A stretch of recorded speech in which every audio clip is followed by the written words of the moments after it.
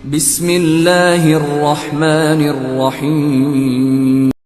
Demikian pula di dalam masalah ibadah. Di dalam masalah ibadah itu juga tidak perlu adanya kias atau analogi. Cukup jika itu sudah terjadi di zaman Nabi dan dikerjakan oleh Nabi, kita cukup ittiba mengikutinya. Kias itu dalam masalah yang di zaman Nabi tidak ada. Maka dalam perkara yang di zaman Nabi tidak ada, kita bisa kias, bisa analogi.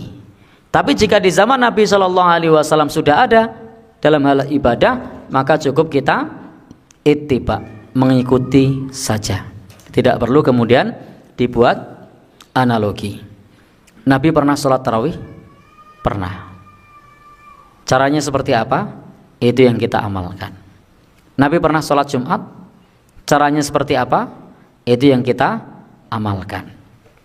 Maka kita tinggal mengikuti bimbingan Nabi. Bisa sunnah Nabi, bisa sunnah khulafaur rasyidin. Fa'alaikum bisunnati wa sunnatil khulafair rasyidin. Hendaknya kamu berpegang teguh dengan sunnahku. Kemudian sunnah siapa? Khulafaur rasyidin. Maka ketika dikerjakan oleh Nabi, kita kerjakan. Ketika dikerjakan oleh sunnah oleh khulafaur rasyidin, jangan lupa itu juga sunnah. Artinya kita boleh mengerjakan yang dikerjakan Nabi, boleh mengerjakan yang dikerjakan oleh khulafaur rasyidin.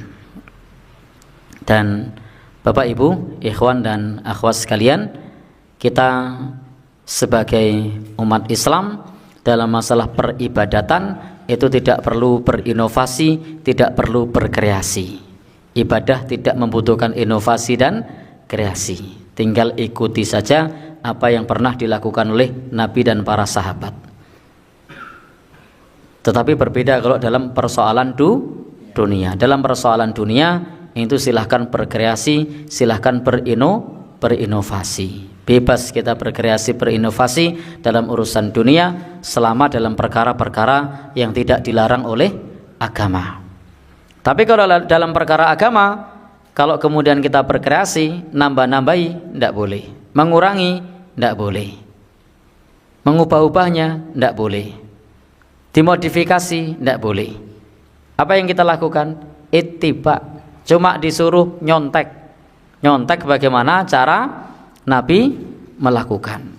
Sehingga sesuatu yang itu sudah terjadi di zaman Nabi, maka tidak perlu kemudian kita nambahi dan mengurangi. Tetapi dalam perkara-perkara yang di zaman Nabi tidak ada, silahkan kias. Hari ini ada, di zaman Nabi tidak ada. Dan kita pengen tahu persoalan hukumnya seperti apa menurut syariat, maka yang kita lakukan adalah kias, analogi.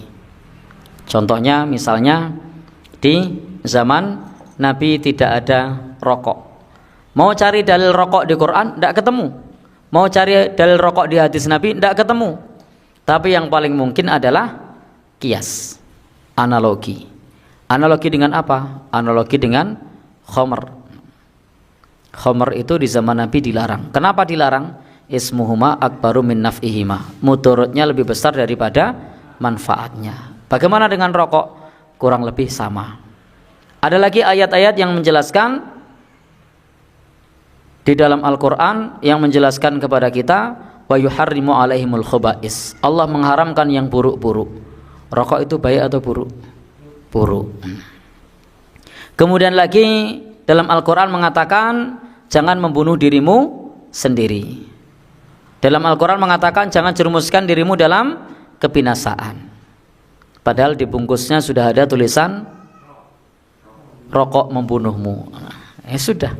Ini namanya analogi. Ini namanya apa? Kias. Kalau dicari ayatnya, dicari hadisnya yang menyebut rokok tidak nemu. Di zaman dulu belum ada kopi, sehingga ketika kemunculan kopi itu fatwa ulama macam-macam, belum diteliti. Nah setelah diteliti ternyata kopi tidak berbahaya bagi kesehatan. Ya sudah, berarti kopi ya boleh, selama tidak kena asam lambung. Kalau kena asam lambung ya hendaknya mengurangi, menghindari. Apalagi contoh kias yang lain, narkoba. Ada yang bubuk, ada yang pil, ada yang hisap, ada yang suntik. Nah, di zaman Nabi ada enggak? Enggak ada. Tapi efeknya sama, bikin fly, bikin mabuk. Dilarang. Kullu muskirin haram. Segala sesuatu yang memabukkan hukumnya haram. Ya sudah, berarti haram.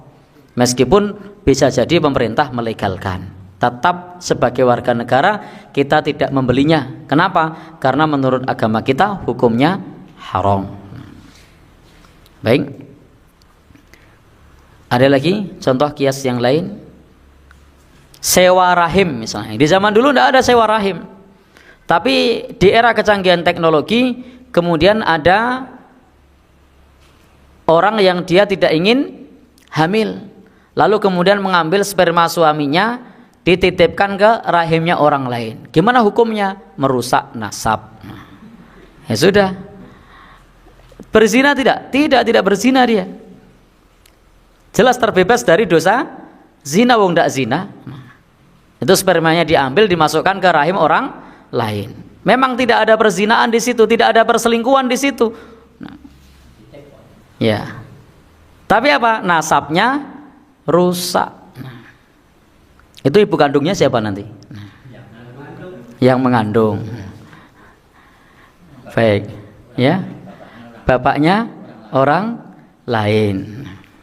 Baik. Bapak Ibu yang berbahagia yang dirahmati Allah Subhanahu wa taala, berarti anaknya hasil pernikahan apa tidak?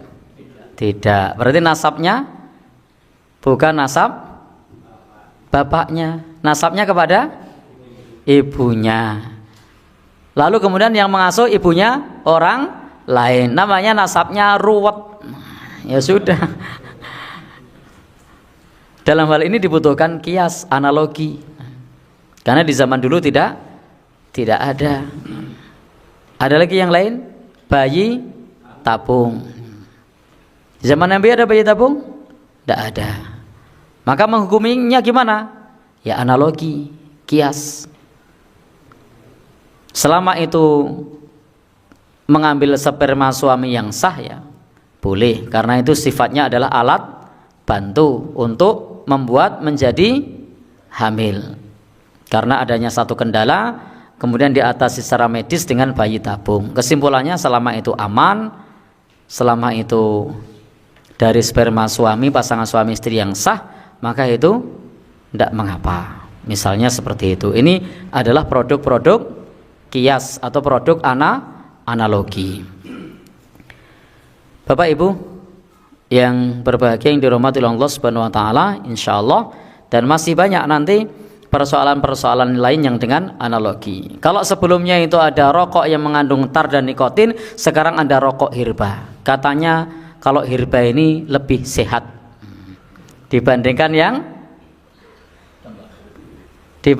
yang mengandung tar dan nikotin. Tapi ketahuilah, rokok hirba itu baru sehat kalau diseduh. Karena kalau diseduh itu dia masuknya ke perut dan nanti dicerna oleh tubuh. Misalnya dari daun-daunan. Daun apa misalnya? Ya, kenapa? Daun yang menyehatkan atau dari sesuatu yang sifatnya herba. Misalnya dari apa? Jahe, kunir atau kunyit, serai, daun salam, misalnya apa lagi yang apa? Daun kelor, godong telo misalnya.